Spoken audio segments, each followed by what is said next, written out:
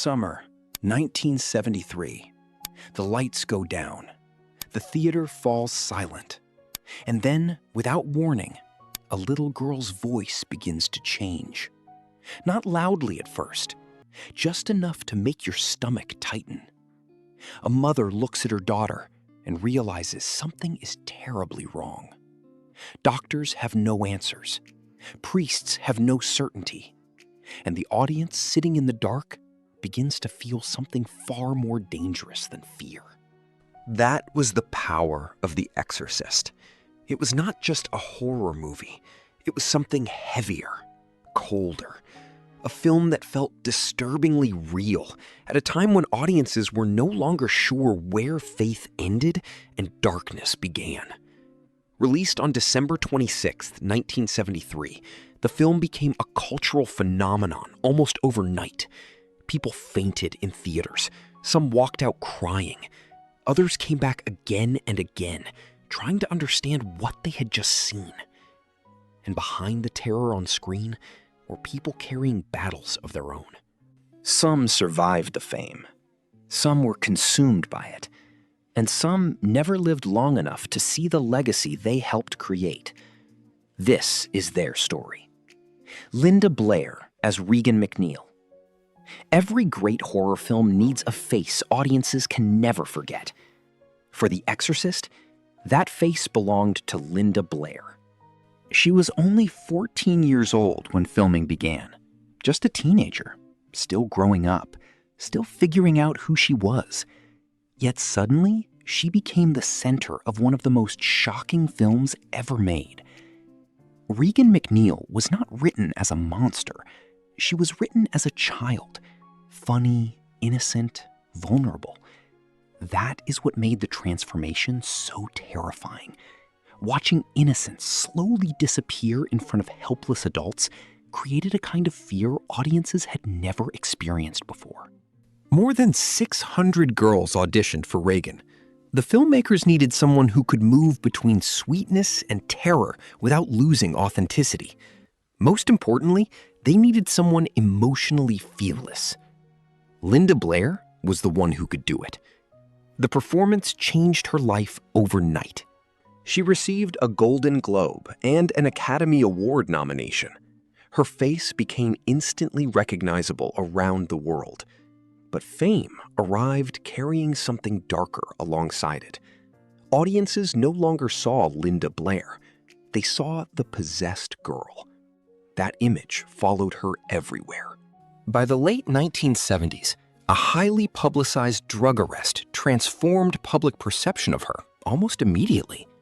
Hollywood became less interested in seeing her as a serious actress and more interested in exploiting the image The Exorcist had created. Roles became smaller. The scrutiny became louder. And the pressure of growing up under that kind of attention never truly disappeared. But what makes Linda Blair's story remarkable is not what happened during the fall. It is what happened afterward. Instead of chasing the spotlight forever, she slowly rebuilt her life around something completely different. Animal rescue, compassion, protection. She founded the Linda Blair World Heart Foundation and dedicated years of her life to helping abused and abandoned animals.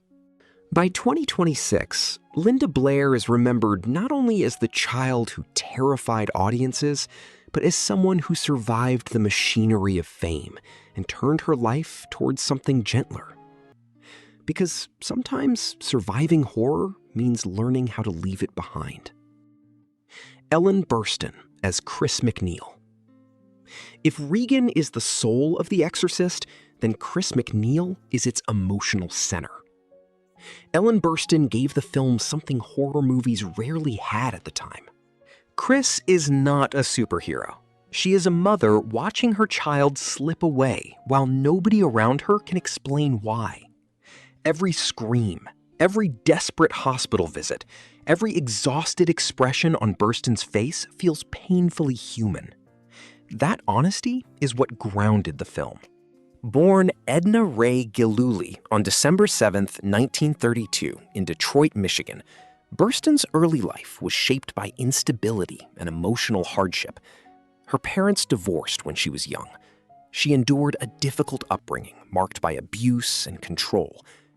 Before acting fully entered her life, she drifted through modeling and television jobs, slowly building herself piece by piece.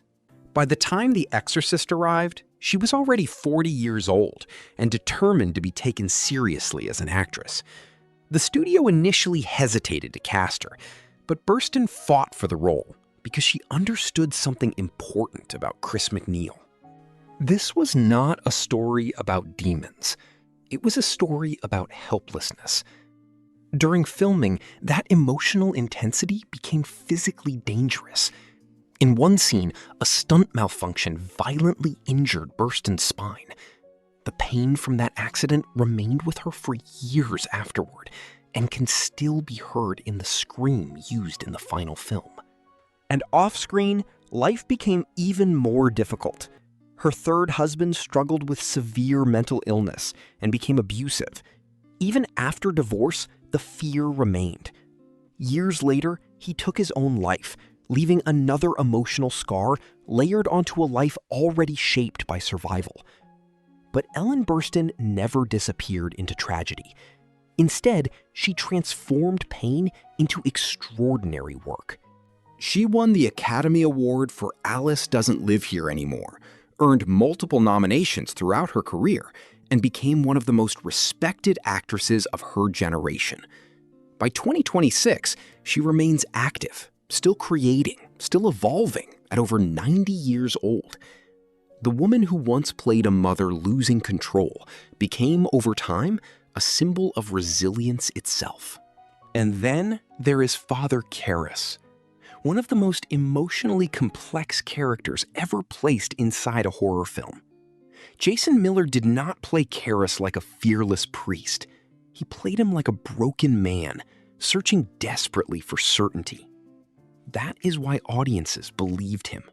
Born John Anthony Miller Jr. on April 22, 1939 in New York, he originally intended to enter the priesthood himself. Faith shaped his early life, long before acting did. But eventually, doubt redirected him toward writing and storytelling. That inner conflict never left him, and it became the foundation of his performance in The Exorcist. What most audiences never realized was that Miller was not originally cast as Karras.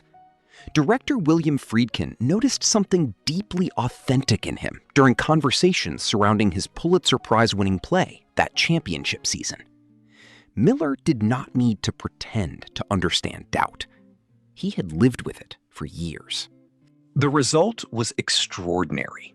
Father Karras became the emotional heart of the film, a priest losing faith while confronting something impossible. But fame hit Jason Miller hard. The sudden success brought pressure, addiction, and instability. Alcohol and drugs slowly damaged both his personal life and career. Relationships fractured. Opportunities faded. And while Hollywood expected him to become a major star, Miller quietly stepped away from much of it. In 1982, he returned to Scranton, Pennsylvania, directing local theater productions and searching for something more grounded than celebrity. He died in 2001 at 62 years old.